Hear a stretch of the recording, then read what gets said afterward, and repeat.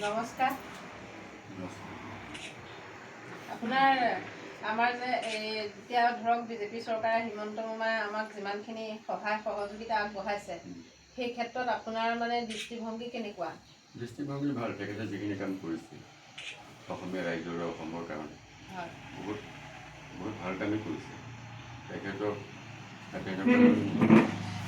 অসমৰ শ্ৰদ্ধাৰ মুখ্যমন্ত্ৰী ডাঙৰীয়া নিচিনা মানুহ ভৱিষ্যতে আমি তেখেতক যদি আমি বাৰে বাৰে পাই থাকোঁ, আমি আগন্তুক দিনতো যাতে তেখেতকে মুখ্যমন্ত্ৰী পদতে পাব বিচাৰোঁ। আপোনালোকো সেই ক্ষেত্ৰতে আগ্ৰহী হওক। নহয়, তেখেতৰ প্ৰতি আমাৰ শ্ৰদ্ধা অনেক। তেখেত বাৰে বাৰে জয়ী হৈ থাকক, অসমৰ কাৰণে অসমীয়াৰ কাৰণে কাম কৰি যাওক। অসমীয়া জাতিটো সুৰক্ষিত হওক, সুৰক্ষিত হৈ জীয়াই থাকক। তেখেতে অসমীয়া হৈ যিখিনি কাম কৰিছে তেখেত সঁচাকৈ মোৰ ওচৰত মই ভগৱানৰ ওচৰত প্ৰাৰ্থনা কৰিছোঁ তেখেত যেন দীঘলীয়া জীৱন লাভ কৰে। আপুনি গায়ক হিচাপে বহুত আপোনাৰ নাম আছিলে, তো আমি ভাবোঁ যে আপুনি হিমন্ত বিশ্ব শৰ্মা ডাঙৰীয়াৰ কাৰণেও এফাকি কিবা এটা গাই দিলে ভাল পাম। এতিয়া এনেই অকণমান বলি এটা গুণগুণাই দিলে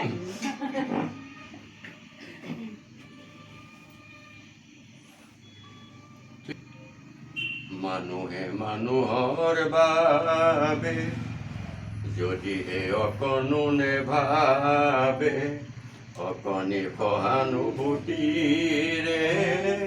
ভাবিব কোনে নোপোৱা সমনীয়া। মানুহে মানুহৰ বাবে আমাৰ বাইদেউ সভানেত্ৰী বাইদেউ আপোনাক সম্বৰ্ধনা জনাব। ঠিক আছে, ভালে থাকক সদায় আৰু যাতে আপোনাৰ গান শুনিবলৈ পাওঁ তাকে কামনা কৰি জাতিৰ হকে আপুনিও গাই যাওক। তোমালোকৰ অলপ মোক মানে এনেকুৱা হেৰি দিবা যে আপুনি আগবাঢ়ক।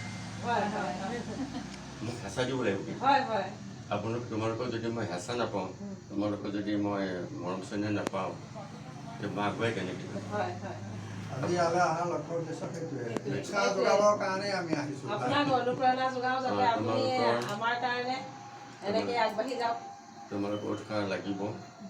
তোমালোকৰ যদি তোমালোকে মোক সাহস নিদিয়া মই আগুৱাই যাব নোৱাৰিম। হয় মই কৰিব পৰা কাম বহুত আছে, কিন্তু হয় হয় পাৰিম। এয়া আমাৰ ১ নং কাকি কান্দোৰা গাঁও পঞ্চায়তৰ ৯ নম্বৰ ৱাৰ্ডৰ তৰুণ মুদৈ ডাঙৰীয়া। তেখেত এজন শিক্ষকো আছিল, লগতে তেখেত মানে বিশেষভাৱে তেখেত এজন গায়ক আছিল। আৰু তেখেতক আৰু মই বৰগীত গাই চাকৰি পাইছিলোঁ। তেখেতে এটা বৰগীতেৰে তেওঁ চৰকাৰৰ মন জয় কৰিছিল, ফলস্বৰূপে তেওঁ গভৰ্ণমেণ্টৰ চাকৰিও পাইছে। সেই বৰগীত গোৱাত মোক অৰিহণা যোগাইছিল মোৰ কাষত থৈ থকা অৱসৰপ্ৰাপ্ত শিক্ষক প্ৰদীপ শৰ্মা ডাঙৰীয়া। তেখেত নথকা হ'লে মই চাকৰি নাপাওঁ। হয় হয় আপোনালোক এনেদৰে যে আপোনালোকে আমাকো সহায় কৰক, আমিও আপোনালোকৰ কাৰণে কিবা কৰি যাব পাৰোঁ, তাৰ কাৰণে আপোনালোকে সদায় আশীৰ্বাদ দিয়ক। সেয়াই মোৰ ক'বলগীয়াখিনি। ঠিক আছে।